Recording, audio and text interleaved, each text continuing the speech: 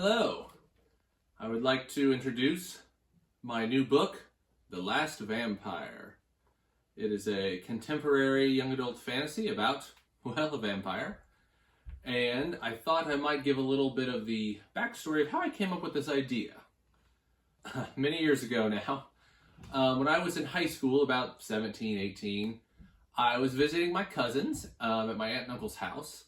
And we'd been running around, and about midday, I thought, I'm going to take a nap. So I went to close the curtain so that it was dark inside, but it was still daylight, so you kind of see like that slip of daylight. And I turned to lay down on the couch, and it just popped into my head this perfect image of something laying on the couch with big black wings. And the creature was sleeping, and it was snoring. And as it would breathe in on the snore, the wings would flap, and it would just float a few inches above the couch, and then as it breathed out, it would just drop peacefully back in. And I just kind of had a mental image of that cycle repeating, just go up, whew, fall back down. And I just thought that was a really cool image.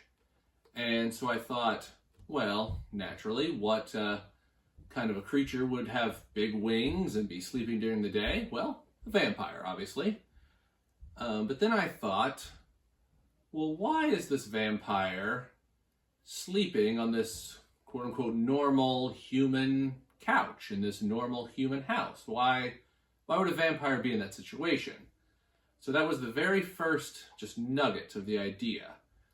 And because it was such a visual idea, it actually originally started as a screenplay.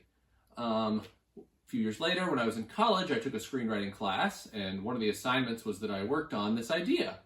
I didn't have to write a whole screenplay in the class, but I did on my own time finish it, and so I wrote a complete screenplay called The Last Vampire. Unsurprisingly, Hollywood did not come calling, so the screenplay just kind of sat there for quite a long time.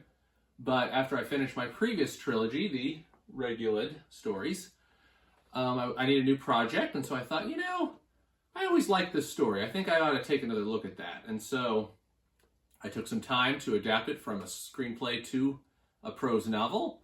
Obviously, in that process, I had to expand some things, I had to tweak some things, change a few plot things, change a few characters a little bit. In 20 years, I'd thought of a few new ideas as well, of course. But for the most part, this book is actually very similar to that original screenplay, and so it's been a long process, and I'm just pleased to finally be able to share it with you. Thank you.